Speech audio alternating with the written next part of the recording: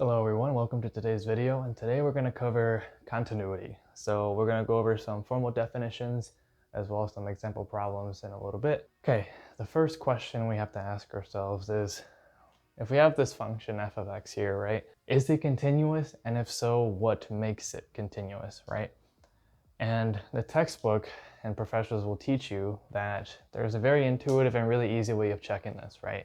If I can trace, for example, this function without lifting your pen or pencil off of your paper, like I just did here, except obviously I'm marker on whiteboard, but if you can trace it without lifting your pen or pencil off the paper, then you can intuitively say that the function is continuous.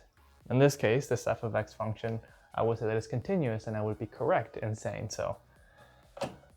That seems pretty easy, and it works for most problems that you have a graph. You can just trace it like that, and if you have to lift off your pen off your paper, then you can say it's discontinuous at that point. But let's imagine, for example, we don't have a graph, and now we have just a function or an equation, and we have to decipher based on the equation whether the function is continuous at a given point. So we need to figure out the definition of continuity for a function. And for that, it requires 3 steps, and I'll write it over here. So the first one being that f of a exists. So if we call this point A, let's say it's here, and if we get to this number L.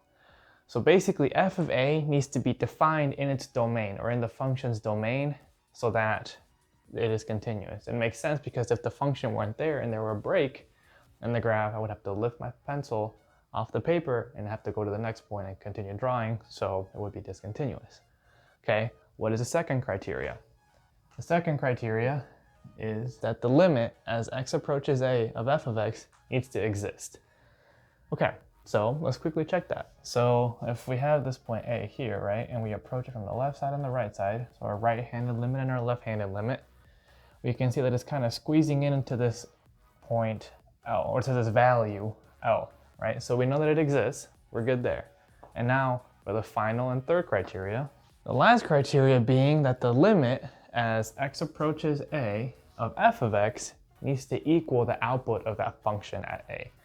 In this case, our output of the function at a is L, and we already determined that the limit of a of this function is also L, so they're both equal to each other, so the function would be continuous at a. Now you can do this for every point, but problems are not going to ask you that. They're just going to ask you whether the function is continuous at any certain point. Now, if you need to review your limits or you don't know how to take these limits, I would recommend you look at my previous video on it. I did some definitions and some problems there that you can look back in so that you get familiarized with this process. Okay, so we have these 3 categories now, but what is the actual definition? If you'll see that the actual definition really is just this third point here, and I'll write the definition right now. All right, so this is the formal definition right here.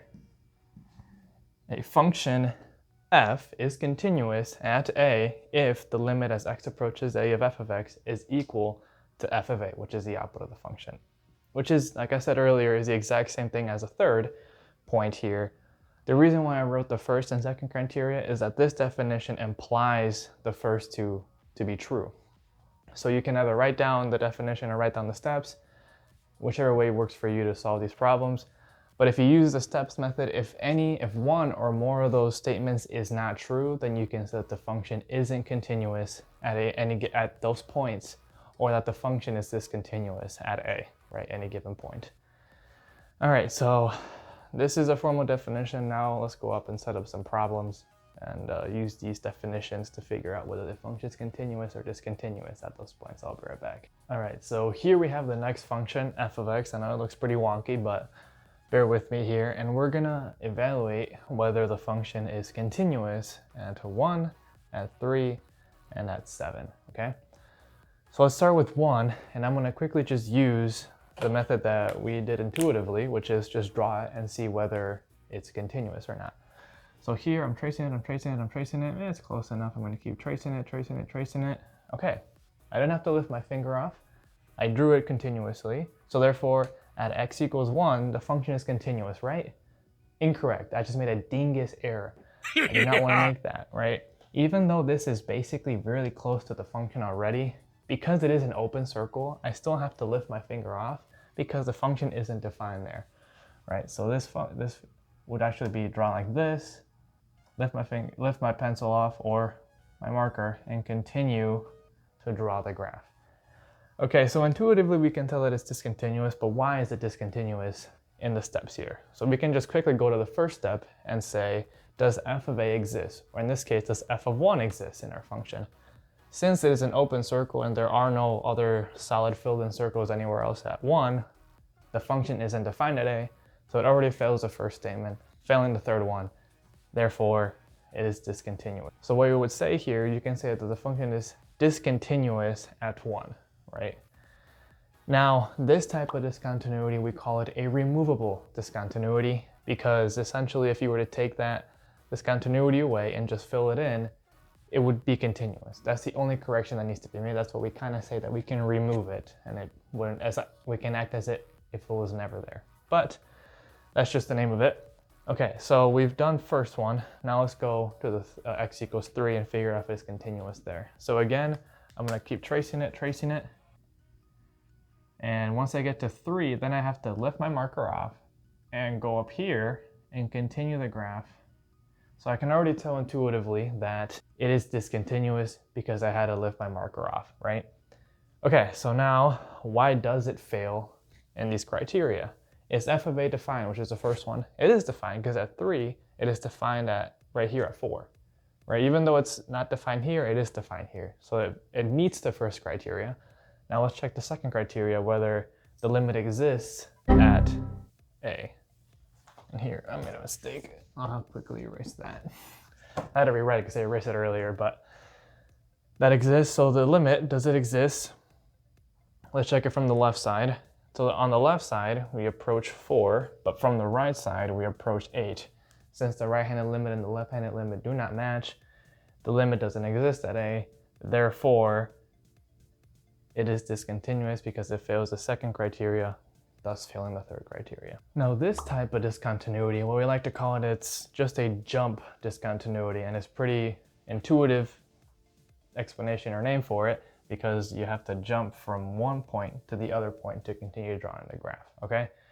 Now let's continue to x equals 7, and I'm gonna keep tracing my graph, and right here I approach basically really high numbers, and I have to lift my marker off and just define this point at x equals 7, lift it again, and continue tracing my graph.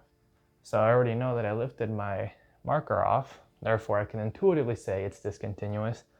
But let's check the criteria and see why it is discontinuous. So here we check the first one. Is it defined at 7?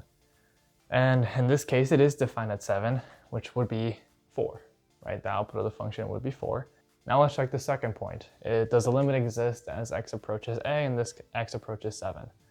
So if you take it from the left and the right side, they're both approaching this positive infinity, right? So the limit does exist and it's positive infinity.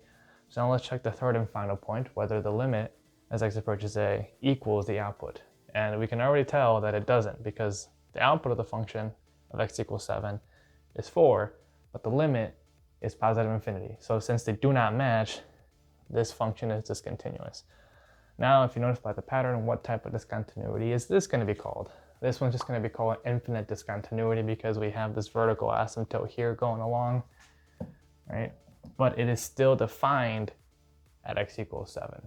So here, we've gone over some problems involving physical graphs. I will cover problems involving just functions without any graphs. So if you get an equation, you have to figure out whether it's continuous at a certain point. Now we'll cover that in an upcoming video. But in the meantime, if you guys learned something or you would like me to cover something else, please leave it in the comment section and I'll read every single comment. Like, subscribe to the channel, and I will see you guys in the next video.